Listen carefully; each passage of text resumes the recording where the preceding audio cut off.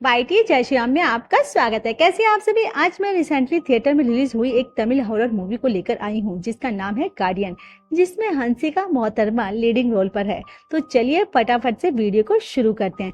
कि उससे पहले आप अगर ये वीडियो आपको अच्छी लगे तो प्लीज लाइक सब्सक्राइब जरूर कीजिएगा और फॉलो जरूर कीजिएगा। और अब हम देखते हैं कुछ तांत्रिकों जो आत्मा को क्रिस्टल में बंद करने की कोशिश करते रहते हैं। बहुत दिनों से ये तांत्रिक इसी मौके की तलाश में होते हैं कि कब ये घड़ी आए और कब ये चार तांत्रिक उस आत्मा को इस क्रिस्टल में बंद कर दें। घड़ी मेहनत करने के बाद वो तांत्रिक उस आत्मा को उस क्रिस्टल में बंद कर देते हैं। और बड़ा वाला तांत्रिक बाकी लोगों से कहने लगता है कि जो भी कोई बंदा इस क्रिस्टल को पर अपना खून गिराता है तब ये आत्मा दोबारा जाग उठेगी और उस बंदे की सारी मुश्किल दूर होने लगेगी। लेकिन गलती से भी अगर ये क्रिस्टल टूट गया तो उसकी जान को खतरा हो सकता है, फिर उसको कोई भी नहीं बचा सकता, फिर वो आत्मा उस पर पीछा नहीं छोड़ेगी। और उसके बाद हम दूसरे सीन में मूवी की हीरोइन को दिखाया जाता है हंसिका, जिसका नाम होता है अपर्णा। लेकिन बात ये है कि अपर्णा बचपन से ही अनलकी होती है और ये बात अपर्णा के मम्मी पापा को भी पता होता है। वो हर चीज में अपर्णा की वो करती, जब भी वो भगवान के आगे प्रार्थना करती थी वहाँ का दिया बुझ जाता था। एक दिन अपर्णा का फादर अपर्णा को उसके बर्थडे पे एक छोटी सी साइकिल गिफ्ट में देता है, लेकिन उसी दिन वो साइकिल गायब हो जाती है अचानक से। मतलब कोई चोर उसे साइकिल को चुरा कर भाग जाता है। इसी के साथ अल्लाह के साथ वो अपर्णा बड़ी होती है। बड़ी होने के बावजूद भी इसका अल्लाह इसका साथ नहीं छोड़ता। अब अपर्णा के साथ अजीबोगरीब घटनाएं होती ही रहती हैं। जैसे लगता है कि दुनिया की सारी मुश्किल इसी के सर पर बैठी हैं। खैर अब अपर्णा आर्किटेक्चर की पढ़ाई करने के लिए तो इंटर्नशिप के लिए अपर्णा चेन्नई जाती है। चेन्नई आने के बाद एक दिन अपर्णा एक साइकाट्रिस्ट डॉक्टर रुद्रा के पास जाती है। अपनी जो बैड लक है उसके बारे में बताने लगती है कि बचपन से ही मेरे साथ हमेशा से बुरा होता है। अब रिसेंटली मेरे साथ एक हादसा पेश आया है डॉक्टर साहब, इस तरह से अपने कुछ इंसिडेंट को बताने लगती है। चेन्नई आने के बाद अपर्णा अपने फ्रेंड के रिकमेंडेशन पर एक कंस्ट्रक्शन कंपनी में इंटरव्यू पर जाती है, लेकिन इंटरव्यू के दौरान वह एक भी सवालों का जवाब नहीं दे पाती। बहुत नर्वस फील होने लगती है, कंफ्यूजन हो जाती है, जिसकी वजह से कंपनी वाले अपर्णा को रिजेक्ट कर देते हैं। अपर्णा बाहर आने के बाद अपने फ्रेंड को कॉल करके बात करने बताने लगती है कि उसकी फ्रेंड अपर्णा को बहुत डांटने लगती है कि तुम तो सवालों के जवाब भी नहीं दे सकती। डॉक्टर रुद्र अपर्णा से कहने लगते हैं, अरे ये तो नॉर्मल सी बात है। एक्चुअली हर किसी के साथ कभी ना कभी अनलकी चीजें होती ही रहती है, लेकिन तुम्हारे मामले में कुछ ज्यादा है, बस इसमें कोई प्रॉब्लम नहीं है। अपर्णा कहने लगती है, अरे डॉक्टर साहब असल बात तो मैंने आपको बताई ही नहीं। इस तरह से रुद्रा को एक और इंसिडेंट के बारे में बताने लगती है। एक्चुअली क्या है, कॉलेज में पढ़ते समय अपर्णा उसके क्लासमेट्स एक कंस्ट्रक्शन साइट पर जाते हैं। वहाँ का इंचार्ज इन सारे स्टूडेंट को सारा साइट घूमने के लिए कहता है। मतलब ये तो आर्किटेक्चर है ना, तो कंस्ट्रक्शन साइट पर जाकर कुछ पॉइंट्स नोट डाउन करने के लिए कहता है। तो उसी तरह से अपर्णा उस कंस्ट्रक्शन साइट पर अच्छे से रिजर्व करने जाती है। तभी एक कील अपर्णा के पैर में चुभ जाती है और उसी पैरों के पास वो क्रिस्टल होता है। अपर्णा का ब्लड उस क्रिस्टल के ऊपर पड़ता है। बेचारी अपर्णा दर्द के मारे वहां से बाहर आने लगती है। उसी जगह पर दो लोग रोड्स को बैठ करते हुए जाते हैं। तभी एक रोड मिस होकर अपर्णा की तरफ आने लगता है, लेकिन लकीली अपर्णा को नहीं लगता, वे अपने आप नीचे गिर जाता है। वो रोड ये देखकर अपर्णा शौक में रह जाती है कि लाइफ में पहली बार इसके साथ ऐसा नहीं हुआ। मेरे साथ हमेशा से बुरी चीजें होती हैं, लेकिन पहली बार उस दिन कुछ अच्छा हुआ था। डॉक्टर रुद्रा कहने लगता है, अरे वो कोई इत्तेफाक की बात होगी। बस तो अपर्णा एक और इंसिडेंट के बारे में रुद्रा को बताने लगती है कि रिसेंटली इसने एक जॉब इंटरव्यू पर गई थी, तो लकीली वो कंपनी अपर्णा को सिलेक्ट कर लेती है। ये देखकर अपर्णा शौक में रह जाती है। खैर अब अपर्णा जिस कंपनी में काम करती है उसी कंपनी में दंगा तुरई नाम का एक बंदा रहता है। आज वे प्यून की तरह काम करते रहता है। एक्चुअली दंगा तुरई पहले रेडी था, लेकिन रेडी होने के बाद से वजह उससे शादी नहीं हो रही थी, इसलिए दंगा तुरई इस कंपनी में ज्वाइन होता है। एज ये प्यून की तरह दंगा तुरई के मामा का नाम होता है टकला राजेंद्र। जब ये दोनों छोटे मोटे सेटलमेंट करते ही रहते। एक दिन अपर्णा की माँ अपर्णा को कॉल करके इसकी शादी के लिए बारे में पूछने लगती है कि तुम तो शादी करोगी ना, तुमने कहा था कि जॉब होने के बाद तुम शादी करोगी। इस तरह से अपर्णा को तंग करती रहती थी, लेकिन अपर्णा हर बार की तरह टालती रहती थी कि अभी नहीं। तो इसी ऑफिस में इंदुमती नाम की एक प्रोजेक्ट मैनेजर होती है जो बहुत ही खड़ूस किस्म की बंदी होती है। अपर्णा को फोन पे बात करता हुआ देखकर अपर्णा को डांटने लगती है कि कोई भी काम करते समय फोन पे बात नहीं करेगा। खैर अपर्णा अब उसकी फ्रेंड ने एक छोटे से प्रोजेक्ट को किया होता है। इंदुमती इस प्रोजेक्ट को लेकर एमडी के पास जाती है तो एमडी अपर्णा उसकी फ्रेंड को साइट पर जाकर काम करने के लिए कहती है, मतलब इन दोनों के प्रोजेक्ट को अप्रूव कर देती है। साइट पर जाने के बाद एक बंदे का इंट्रोडक्शन होता है जिसका नाम होता है प्रभा। प्रभा अपर्णा को देखते ही फ्लैट हो जाता है, इसको पहले ही नजर में प्यार होने लगता है। लेकिन अपर्णा प्रभा को देखकर इसको पहले तो बहुत डांटती है और कहती है कि तुमने जिंदगी में कभी कोई लड़की नहीं देखी क्या, ऐसे घूर रहे हो। इस तरह से दिन भर प्रभा को डांटने लगती है। ये काम वो करने के लिए कहती रहती है, ऐसे जताने लगती है कि सारे प्रोजेक्ट की हेड यही है। खैर अब इसी दरमियान अपर्णा की फ्रेंड की माँ को तबीयत बिगड़ जाने की वजह से अपर्णा की फ्रेंड अपर्णा की बाइक लेकर जाने लगती है हॉस्पिटल पर। लेकिन शाम होने के बाद भी अपर्णा की फ्रेंड उस साइड पर नहीं आती। अपर्णा अब अपने फ्रेंड को कॉल करती है तो उसके फ्रेंड अपर्णा को बताने लगती है कि सॉरी यार, मैं फिलहाल सिटी से बाहर बहुत दूर आ चुकी हूँ तो एक आने में बहुत टाइम लगेगा, तो एक काम करो, तुम कैब बुक करके वापस घर चले जाओ, हम कल मुलाकात करते हैं। तो अपर्णा उसी तरह से कैब को बुक करने की कोशिश करने लगती है, लेकिन कोई भी कैब वाला, ऑटो वाला उस टाइम पर वहां पर नहीं जाना चाहता था। सारे कैब्स रिजेक्ट हो जाते हैं। तो प्रभा अपर्णा के आगे आता है, गाड़ी में बैठने के लिए कहता है, इसको ड्रॉप कर देगा। तो अपर्णा उसी तरह से प्रभा की बाइक में बैठ जाती है। एक्चुअली यहाँ पर बात यह है कि अपर्णा और प्रभा ये दोनों क्लासमेट्स होते हैं। कॉलेज टाइम में से ही एक दूसरे से बहुत प्यार करते थे, लेकिन अपर्णा को ये पसंद नहीं था कि प्रभा सिगरेट पिए। इसके बावजूद भी प्रभा सिगरेट पीते रहता था। इसी बात को लेकर अपर्णा और प्रभा के बीच झगड़ा होने लगता था और फाइनली इन दोनों का ब्रेकअप भी हो जाता है। प्रेजेंट डे पर बाइक में जाते समय अपर्णा प्रभा से पूछने लगती है कि ब्रेकअप होने के बाद तुमने एक बार भी मुझे कॉल नहीं किया। प्रभा अपने से ये कहने लगती है कि ये मैंने सोचा है कि तुम्हारे लिए सही नहीं हूँ मैं, इसलिए मैंने तुमको दोबारा तंग नहीं किया। तो बातों ही बातों में दोबारा इन दोनों के बीच अच्छी खासी अंडरस्टैंडिंग होती है। दोबारा ये दोनों रिलेशनशिप में आते हैं। इन दोनों को एक साथ देखकर अपर्णा की फ्रेंड शौक में रह जाती है कि दोनों दोबारा फिर से बैचअप हो गया। खैर साइड अब इस काम करते हैं, कोई बात नहीं। अपर्णा की फ्रेंड को अर्जेंटली कुछ काम होता है, वो प्रभा की बाइक में बैठने लगती है कि फटाफट से मुझे वहां पर ड्रॉप कर दो। तो प्रभा ये देखकर अपर्णा को थोड़ा सा जेलस फील होने लगता है और ये अपने मन ही मन ये सोचने लगती है कि इसकी फ्रेंड बाइक से गिर जाए तो प्रभा की बाइक पर बैठकर जाऊंगी।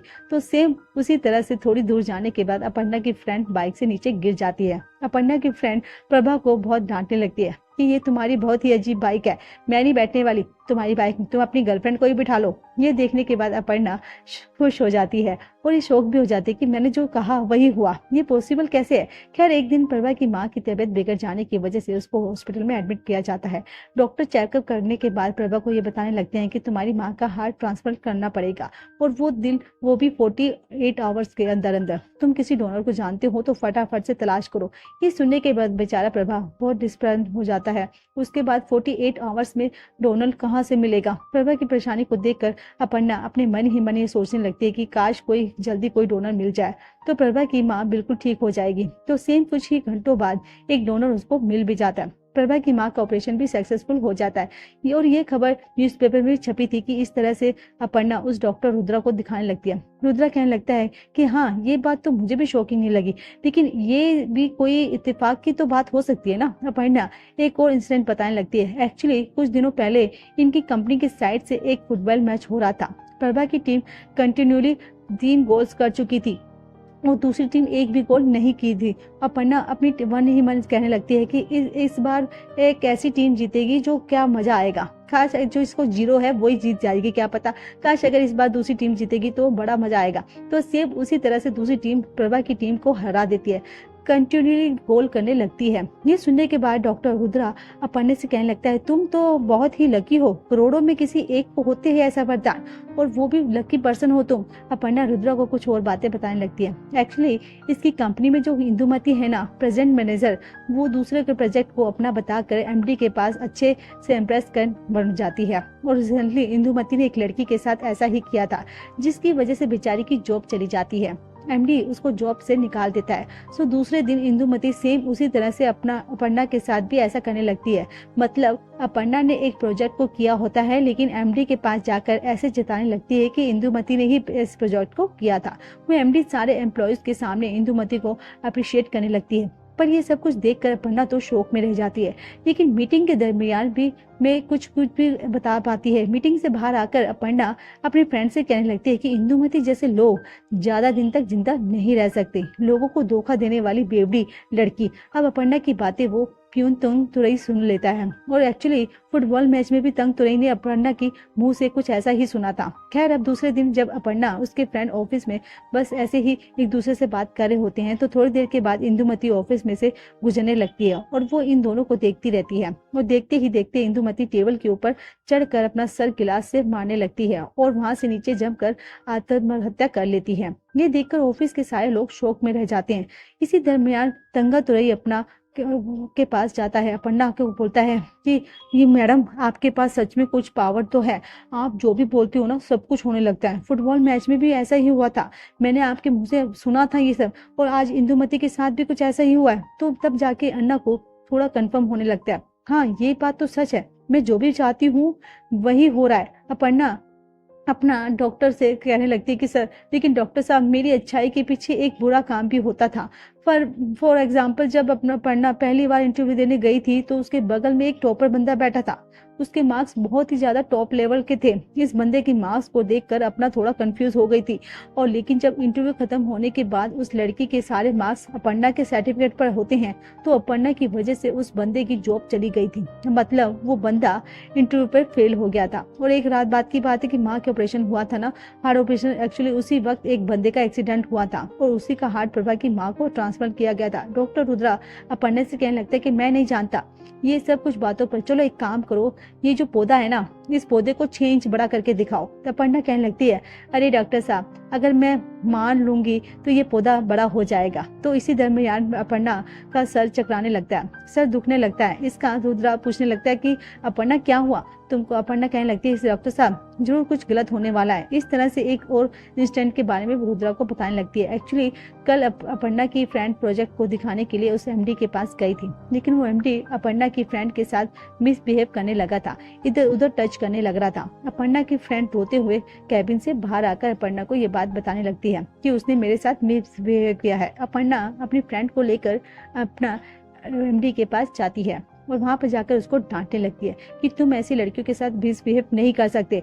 एमडी अपना अपर्णा से कहता है कि तुम लोग मेरा कुछ नहीं बिगाड़ सकते, अगर जॉब करना है तो मेरे हिसाब से चलना होगा। और गुस्सा आकर अपर्णा को एमडी को गालियां देने लगती है कि तुम जैसे लोग जल्दी मर जाओगे। तो प्रेजेंट डे पर अपर्णा को यही बात याद आकर रुद्रा को बताने लगती है कि शायद मेरी कंपनी का एमडी मरने वाला है, उसे बचाना होगा। इस तरह से फटाफट से वो वहां से जाने लगती है। दूसरी तरफ वो प्यून तंग तुरई राजेंद्र से अपर्णा के बारे में बातें बताने लगता है कि वो सब ऐसे कंपनी में एक लड़की है, मामा जी वो जो भी बोलती है वो सच होता है। अगर हम उस लड़की को अपनी गैंग में शामिल कर लेंगे ना तो कोई भी खून खराबी करने की जरूरत नहीं होती। उसी वक्त अपर्णा तंग तुरई को कॉल करके एमडी के बारे में पूछने लगती है, तो क्या फिलहाल एमडी कहाँ पर हो सकता है। तो रंग तुरई के अपर्णा की एक साइड के बारे में बताने लगता है कि शायद सर वहां पर होंगे। फोन करने के बाद तंग तुरई राजेंद्र से कहने लगता है कि चलो मामा, मैं तुमको तुम्हारी आंखों के सामने ये असलियत दिखाता हूँ। देखो, बिना हाथ लगाए वो लड़की एक बंदे को मारती है। तो दूसरी तरफ वो साइकेट्रिस्ट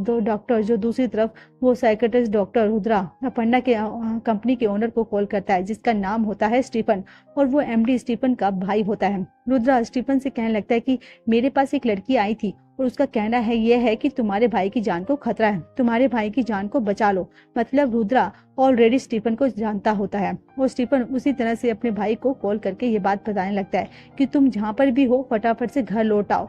वो एमडी कहने लगता है कि अरे भैया आप फिक्र मत करो, कोई भी मेरा कुछ नहीं बिगाड़ सकता।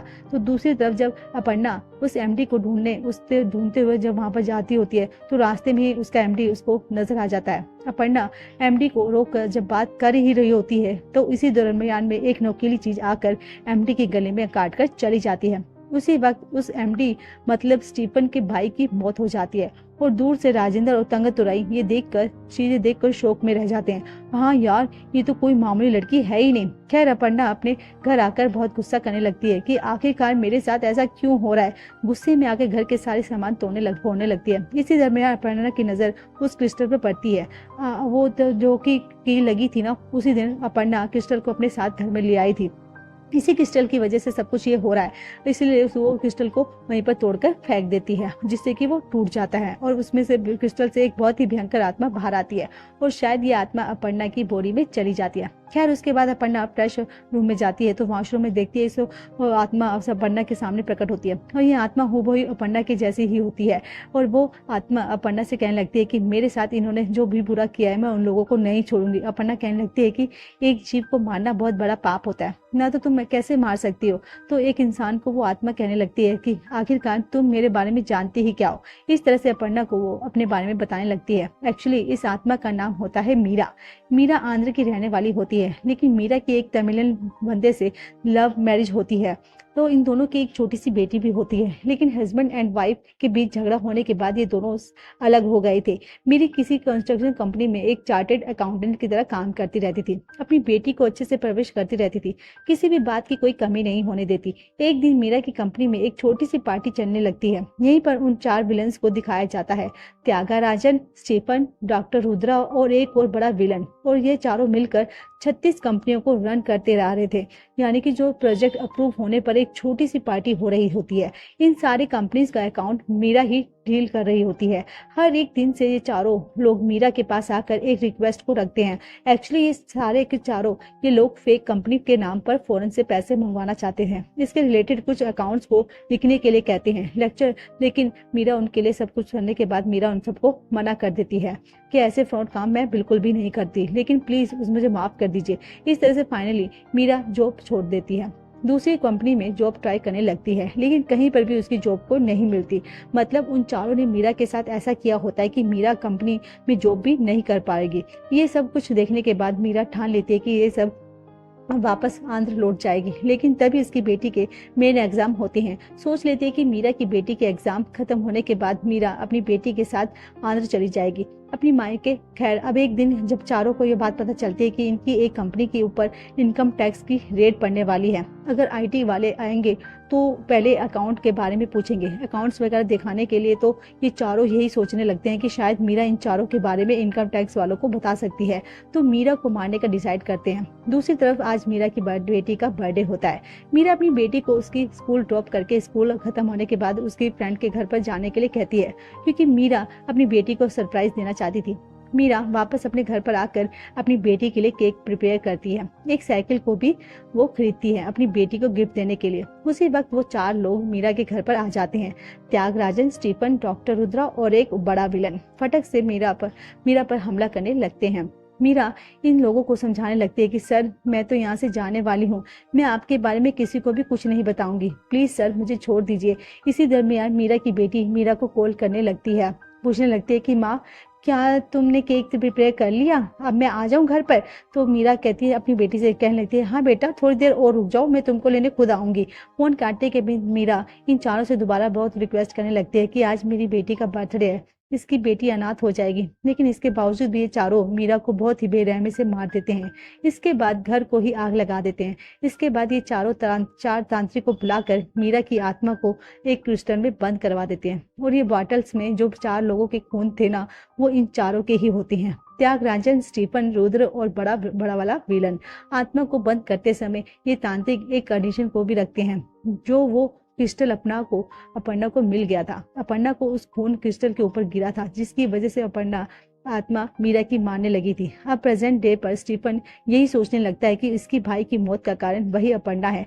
सो अपर्णा को मारने के लिए कुछ गुंडों के अपर्णा के पास भेजता है। एंड द सेम टाइम उसी वक्त स्टीफन के साथ कुछ हर इंस्टेंस पेश आने लगते हैं। स्टीफन के सामने मीरा की आत्मा नजर आने लगती है।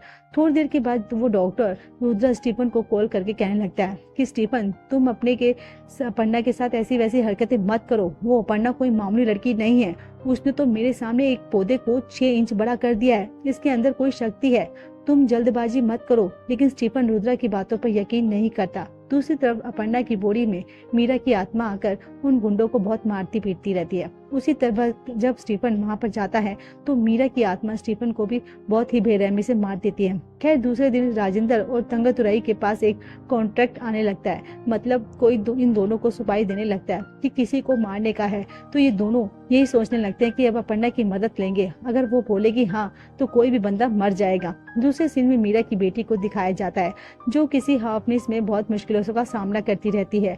वहाँ का वार्डन उस बच्चे के साथ मिसबिहेव करने लग जाता है। ये देखकर मीरा की आत्मा उस बंदे का चेहरा जला देती है।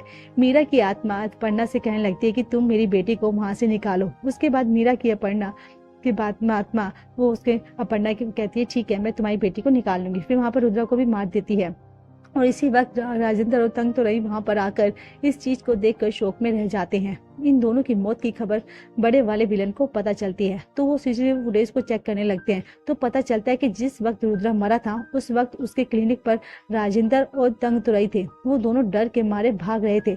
शक करने लगते हैं कि शायद इन दोनों ने ही रुद्रा को मारा होगा। इन दोनों को तलाश करने लगते हैं। दूसरी तरफ अपर्णा ऑफिस पर आकर मीरा की छोटी सी बेटी को मुलाकात करती है, उसको गोद लेने का सोचती है और इसी तरह से इसके साथ अच्छे से टाइम स्पेंड करने लगती है। इसके बाद राजेंद्र और तंग तुरई अपना अपर्णा से मुलाकात करने लगते हैं। इसके साथ एक डीलिंग करने लगते हैं, क्या हम दोनों को एक बंदे को मारना होगा, क्या तुम हमारी मदद कर सकती हो। तो उसी वक्त बड़े वाले विलन के गुंडे आकर उन दोनों को किडनैप कर लेते हैं। किसी जगह पर लाकर इन दोनों को बहुत मारते पीटते रहते हैं और बताओ तुमने रुद्रा को क्यों मारा।